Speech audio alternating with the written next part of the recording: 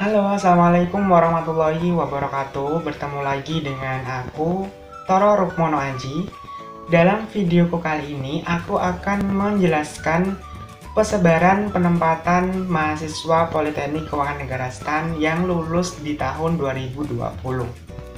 Jadi di video nanti aku akan menjelaskan untuk mahasiswa jurusan akuntansi berapa, jurusan manajemen aset berapa, jurusan pajak berapa, dan jurusan yang terakhir ada jurusan kepabeanan dan cukai berapa. Buat teman-teman yang masih belum tahu, untuk penempatan mahasiswa PKN STAN itu tidak hanya di lingkungan Kementerian Keuangan. Jadi bisa di luar lingkungan Kementerian Keuangan, misalnya di instansi Badan Intelijen Negara, kemudian Badan Pusat Statistik, kemudian pemerintah daerah, dan sebagainya. Jadi fleksibel ya untuk mahasiswa PKN STAN. Sebelum aku masuk ke skema penempatan, aku akan menjelaskan berapa sih lulusan yang lulus di tahun 2020. Jadi untuk tahun 2020 itu ada 2.447 lulusan, di mana itu proporsinya ada D3 dan D1. Untuk D3 akuntansi itu ada 1.123 orang, D3 KBN ada 315, kemudian D3 manajemen aset ada 42 orang, kemudian D1 kepabeanan dan cukai 25, D3 kepabeanan dan cukai 297, D1 KBN ada 39, D3 BB atau penilai 216, D1 pajak ada 92, dan terakhir D3 pajak ada 298 mahasiswa. Yang pertama, aku akan menjelaskan penempatan lulusan mahasiswa jurusan akuntansi. Nah, untuk akuntansi sendiri itu lebih fleksibel daripada jurusan lain. Kenapa? Karena emang akuntansi kan dibutuhkan di semua instansi. Jadi, untuk masalah penempatan bisa fleksibel. Untuk tahun 2020, sebesar 31% itu ada di Kementerian Keuangan, 25% ada lembaga non-Kementerian Keuangan, 16% ada pemerintah provinsi, 24% ada kementerian non-keuangan, pemerintah kabupaten atau kota itu ada 4%. Yang pertama, aku akan menjelaskan di instansi Kementerian Keuangan.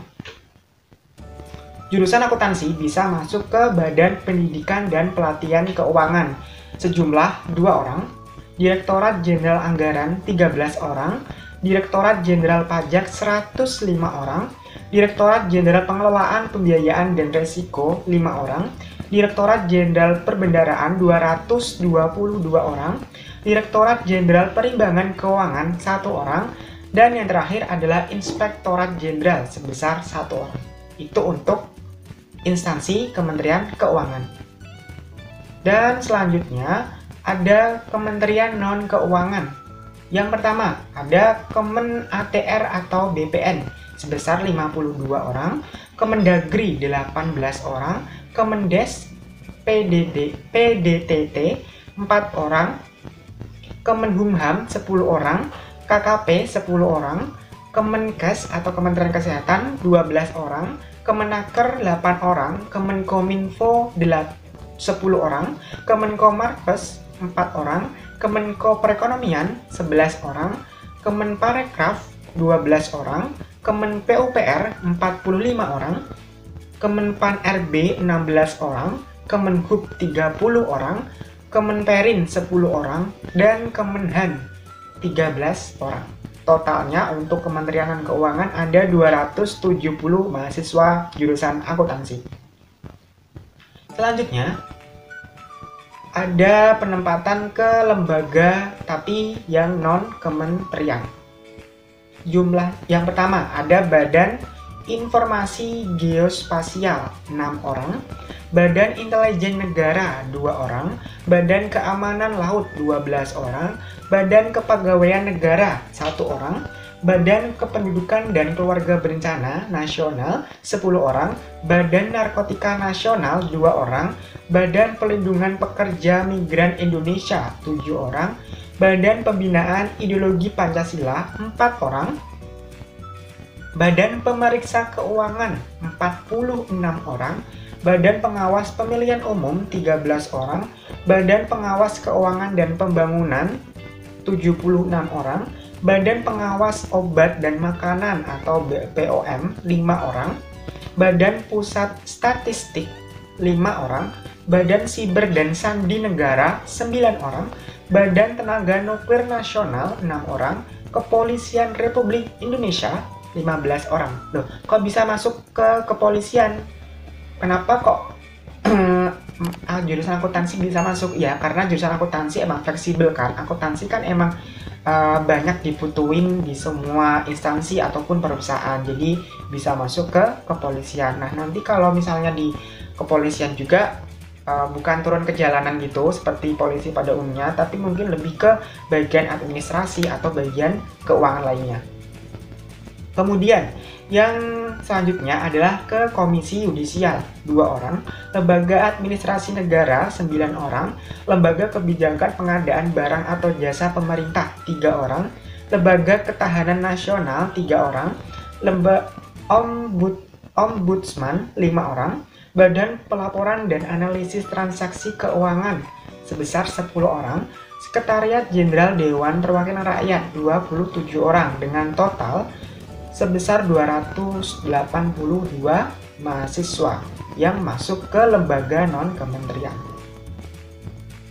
Nah, untuk yang pemerintah daerah, jurusan akuntansi juga bisa masuk ke sana.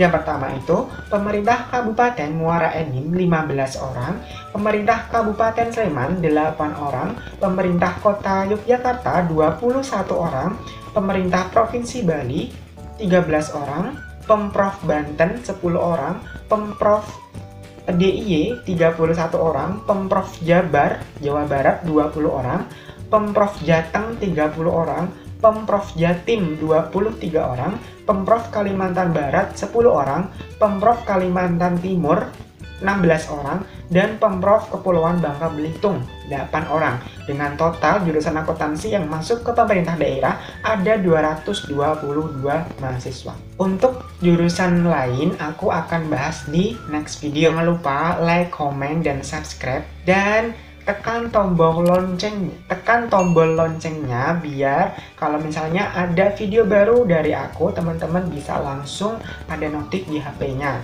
Terima kasih, see you.